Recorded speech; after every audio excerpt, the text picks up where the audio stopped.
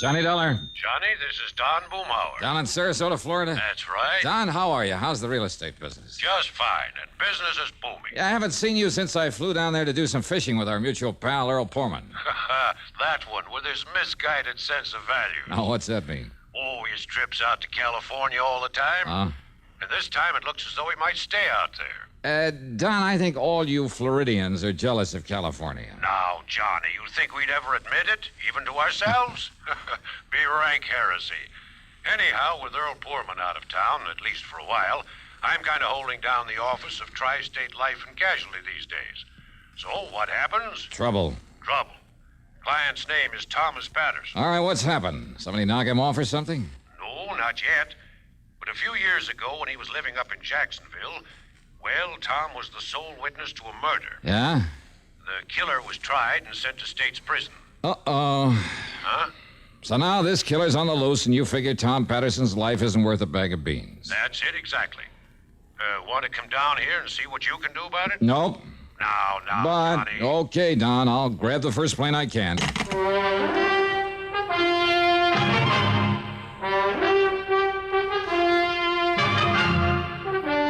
CBS Radio brings you Bob Bailey in the exciting adventures of the man with the action-packed expense account, America's fabulous freelance insurance investigator. Yours truly, Johnny Dollar.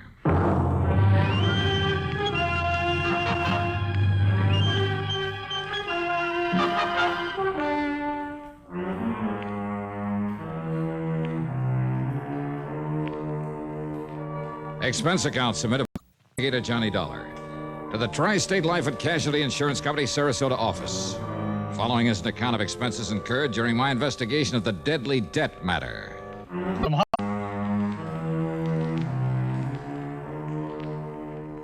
Expense account item 1, 7940, taxi in a plane out of Hartford. The flight was good, and by early afternoon, I was in Don Boomhauer's real estate office in Sarasota, Florida. After the usual amenities. Now, let me lay it all out for you, Johnny. Yeah, sure, Don. Go ahead. And to begin with, the life insurance policy involved has a face value of $70,000. Don't you ever think of anything but money? Sure. Like what? Well, right now I'm thinking about the chances of staying alive. After all, with a killer on the loose, well, at least the thought of a few bucks coming to me could help me die happy. The insured's name you said is Thomas Patterson? It is now. Huh? Some years ago, Johnny, young Tommy lived up in Jacksonville, worked as a milkman. Uh-huh. Early one morning, that was in 1951, he pulled up in front of an alley just in time to escape. Oh, so Carey pleaded self-defense, huh? Well, he tried to, but the jury wouldn't go for it. You see, there'd been a long-standing feud between the two of them. Uh-huh. Only reason they didn't give Carey the chair is because Harker had a record as long as your arm. I see. Instead, Carey was given 10 years to life. I see. The point is that Tommy Patterson's testimony was what really convicted him. So, of course, he made the usual melodramatic threat. Oh, yeah. That he'd get Patterson if it was the last thing he ever did. He didn't care when. He'd be in no hurry. But sooner or later, he'd track him down and kill him. Mm-hmm. So what's happened? Now, Tom had just got married, started a nice little family, 2 boys and a girl. So Carey's threat scared him as much because of the wife and kids as for himself. Yeah, but now, Don, you know as well as I do how little those courtroom threats usually mean. Now, wait. Yeah? About that time, some relative died and left Tom a considerable sum of money. So he changed his name, legally. Change it to what? To what it is now, Thomas K. Patterson. What it was before doesn't matter. Okay, go on. Then he and his family moved on down to Venice, a few miles south of here. Yeah, I remember the town. Well, there in Venice, he set up the Excellent Dairy Products Company. Nobody down here has known him as anything but Tom Patterson, so he's felt perfectly safe. Until, that is, about 6 months ago. Yeah? He was up in Jacksonville on a business trip. He was just walking along the street one day, turned a corner and bumped into a man coming from the other way. Uh-oh. Yes, he took one look at the man's face and started running like a scared rabbit. Casey Carey. Well, what do you think? But now, wait, Don. If Carey got 10 years to life in 1951... I know. When he stopped to think about it, Tom couldn't believe it. But he went down to the public library and dug into the old newspaper files. Yeah? Sure enough, thanks to good behavior, model prisoner, and all that sort of stuff, Carey got out? Carey got out, legitimately. But to Tom Patterson, that would only mean one thing. Carey was out to get him. In the exciting history of great American inventions and inventors, there is no one who stands out with the eminence of Thomas A. Edison. Among his hundreds of great inventions, Edison gave us the phonograph, the microphone, a telephone system, various improvements for telegraphy and motion pictures, and most significantly, the electric light or incandescent lamp, originally referred to as bottled light. When Edison was still in his 20s, he set out to invent an electric lamp which could operate on low power and would be safe for use in homes and other buildings. He knew that resistance to electricity would make wires and other substances glow for an instant with white heat, but they would be instantly consumed. So he tried several types of fiber or wire sealed in a vacuum and succeeded in producing a glow which lasted for several hours. The next step was to find a filament that would give off a bright light and last for a longer time. In his search for the right substance, which he could seal in his vacuum bulb, he tried 6,000 different substances, ranging from human hair and tar to foodstuffs and vegetable fibers. Finally, he hit upon the idea of using the fibers of the bamboo tree. Carbonized, these threads provided the filament he sought, and thus the incandescent lamp became a reality. It was discovered not by accident nor by profound scientific knowledge. It was the result of tireless effort and endless trials. Edison, like so many geniuses before him, found success through determination and the philosophy which has blessed the work of most American inventors. Somehow there must be a way. Let's find it. And now, Act Two of yours truly, Johnny Dollar.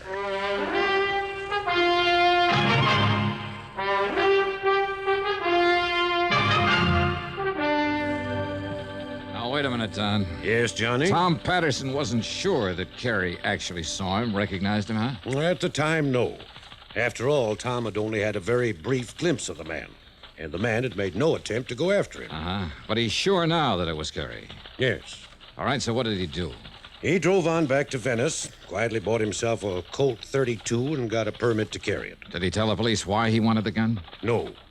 Of course, all along, Johnny, Tom had hoped that Carey hadn't recognized him. That even if he had, he wouldn't know where to look for him. But, now, Don, unless this man Carey has made some move against him... Now, just wait, Johnny. Okay, tell it your way. A couple of months ago, Casey Carey appeared and settled down in Venice. Oh?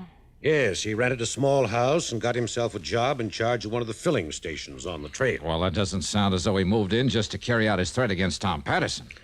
Needless to say, Tom tried to avoid him. But now and then, when he'd see him on the street or forget and go past the gas station, it was Carey who'd avoid him, pretend not to see him. Don... I know what you're thinking, Johnny. But just remember one thing. Yeah, what's that?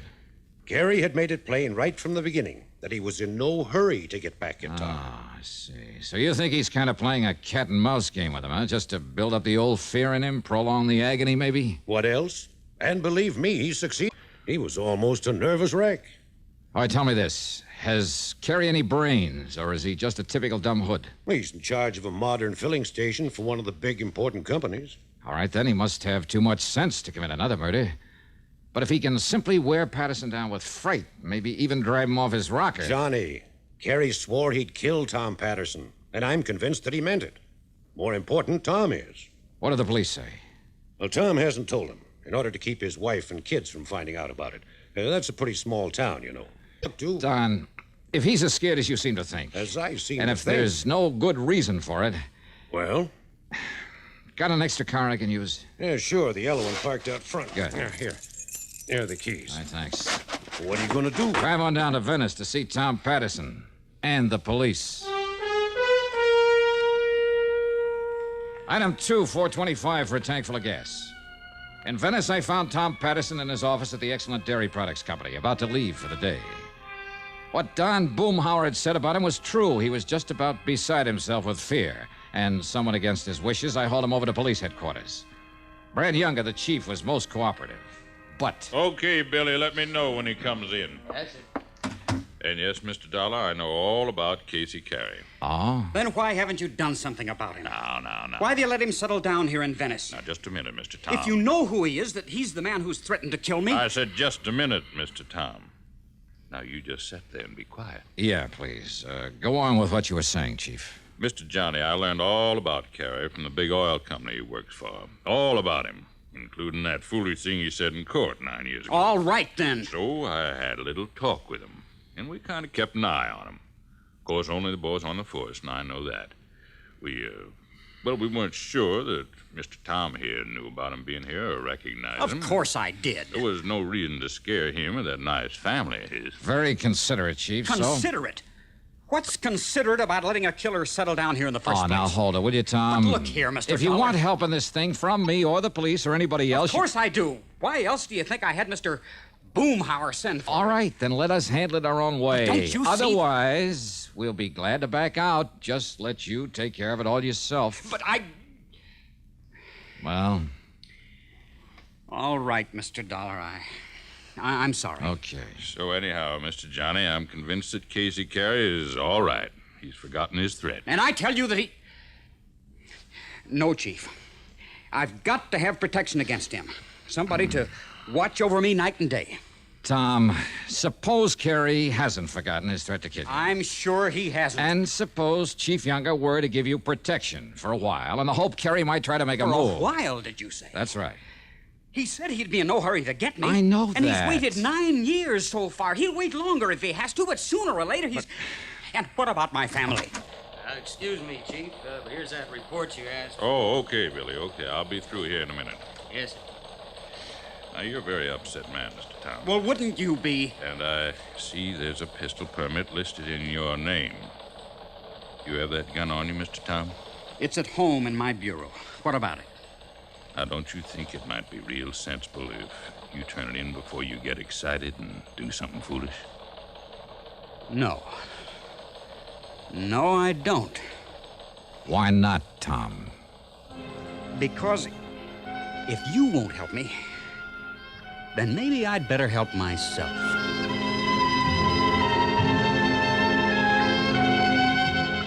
I took the chief aside and promised I'd stay with Tom Patterson, if possible get his gun and turn it in. Then Tom and I left. As we rounded the corner, we passed Carey's gas station. No, Mr. Dollar. He's off duty this time of the evening. Oh? You know where he lives? Yes. Where? Because that's where we're going. What? Well, now, you wanted a showdown with him. Okay, now's your chance. But without my gun? You can't be serious. While grabbing a sandwich and some coffee, that's item 3, $1.40, I managed to sell him on the idea. Then we drove on over to Carey's house on a lonely side street.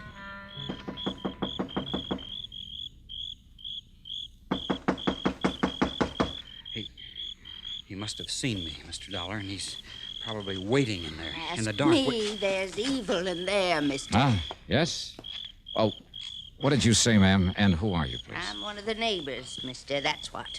And when I heard that shot in there You heard a while shot? ago, well, then I kind of thought about it for a while, and then I called the police. While we were sitting in that restaurant having... Come on, Tom, this door's open. There's got to be a light switch here on it.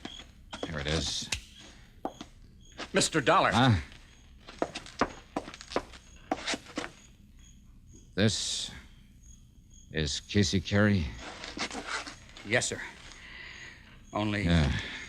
Shot through the head. And it looks like about a 32. Tommy, isn't that the caliber of your gun? Why, well, yes. And where did you say it is? At home, in the bureau. Now, there's no use to lie about that. Well, Chief Younger. Sorry, Mr. Tom. I'm holding you for murder.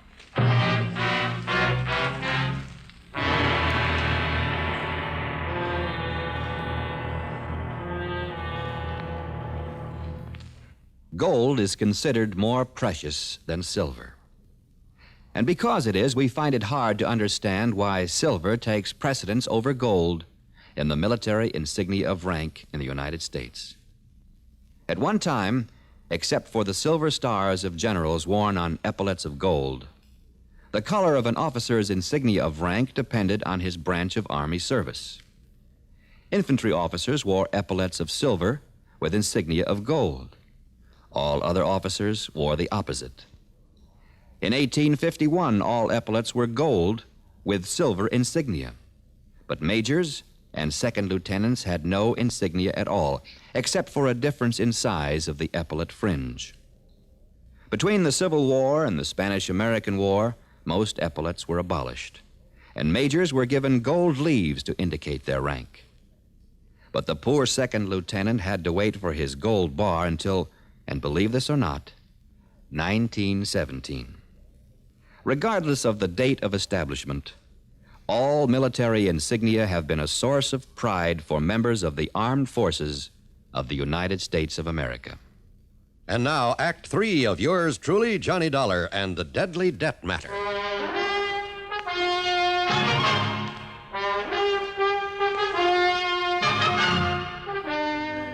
That's right, Mr. Tom. I'm holding you for the murder of Mr. Casey Carey. No. No, Chief, you're wrong. Am I? Looks to me like this is his dead body laying here, and I'd guess this hole in his head was made by a .32 caliber bullet. Chief Younger, look, And Mr. listen. Tom, that's the same as this gun of yours. So, here you are, Mr. Dollar. Here's a murder weapon. That's my gun. Where'd you get it? Mr. Tom, I hate to say this, but I had a feeling your coming to see me was a bluff. Bluff? Yes, sir. To make me think you hadn't yet done any harm to Mr. Carey here. Wrong, Chief. Am I? I had to practically drag Tom over here to see you. Well, then, let's just say he was more willing than he let on. That's not true. And when some woman phoned about hearing a shot out here and young Billy Barker came in... Barker? One of my new boys on the force. When he laid this gun on my desk and the number on it checked out against your permit, Mr. Tom... Where'd you get this gun? Right where you throwed it off to the side of the road over toward Midnight Pass. What? That's right. If young Barker hadn't stopped to fix a tire on his squad car and stepped on it, it could have laid there forever, nobody the wiser. But I told you, I left it in my bureau at home. That just doesn't make sense now, Mr. Tom, and you know it. But it's true. So where were you after you and Mr. Johnny left me at headquarters? Well, I can answer I'll that, tell you where, Chief. Mr. Tom. You came over here and killed Mr. Carey and took the gun and throwed it off in the bushes. Wait, Chief Younger, listen. Yes, sir? Tom has been with me from the time we left you. Who? Yes. Well, then all that means is you killed him before you came to see me. No, Chief. And when the doc digs a bullet out of Carey's body, and I take it along with your gun up to the police lab and... It looks, kind of bad for you, doesn't it? No, please. Listen. You better come along with me, Mr. Tom. Maybe Chief Younger was right. And when a report came back from ballistics that the bullet had come from Tom Patterson's gun, when Tom had no way of proving he'd left the gun at home. Well, I still couldn't believe Tom had done it. Another thing, the neighbor woman had heard the shot only a little while before we got there. What's more, Carey's body had still been warm. Hence for a call to Don Boomhauer. No, Johnny. The man Tom saw Carey murdered back in '51 was named Harker. Not Barker? Nope. Gerald Harker, with an H. Well, and I guess my hunch about this new man in the department. Hunch about what? Oh, it's nothing, Don. Forget it. And thanks. So maybe I was wrong. So maybe instead of always acting on these crazy hunches, and yet...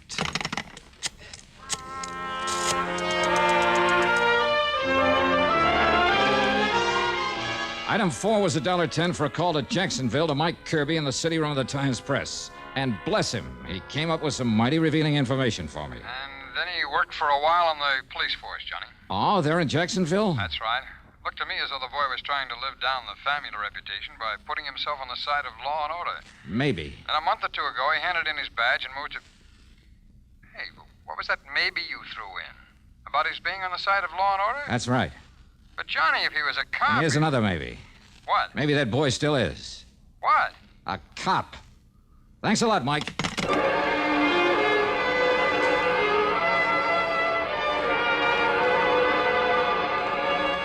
I went back to police headquarters where Chief Younger was half asleep at his desk. I told him I wanted to have a little talk with one of his men. No, Mr. Johnny, but it's after midnight, and he doesn't come on duty until late in the morning. But okay, if you insist, I'll call him, get him out of bed, and have him come down here. And then about half an hour later, they're in Chief Younger's office. Something special, Chief? Get me out of bed this way? Billy, I want you to meet Johnny Dollar. Mr. Johnny, this is Billy Barker. Hi, Billy. Mr. Dollar? Only, why did you change your name from Harker when you came down here to Venice? Huh? What's that, sir? I'm afraid it was a dead giveaway. I don't know what you mean, sir. I'm sure I don't. That and the fact you didn't move down here until Casey Carey did. Oh, yeah. You mean that man that was killed this afternoon? That's right. The man who'd killed your own father back in 51. Is that true, Billy? How did you know, Mr. Dollar? Casey Carey, the man you swore you'd someday get even with for killing your dad. How did you know that? I didn't. I was guessing. Looks to me like you guessed right, Mr. Johnny. Now look. When you learned that Carey was getting out of jail, you joined the force up there, hoping that maybe you could find some excuse to kill him in line of duty. You don't know but that. Before you could do it, he moved down here to Venice.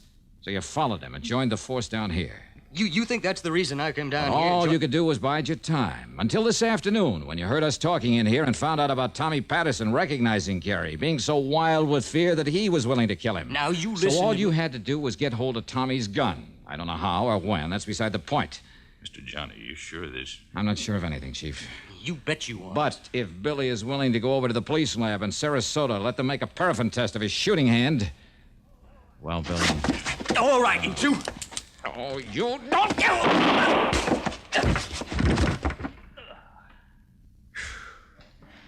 Chief, you want to let Tom Patterson out of that cell so he can go home to his family? Yes, sir. Right away. And thank you, Mr. Johnny.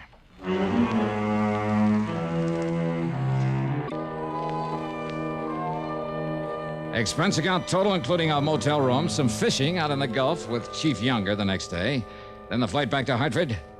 Call it $200 even. Remarks? The fishing was great. Yours truly, Johnny Dollar.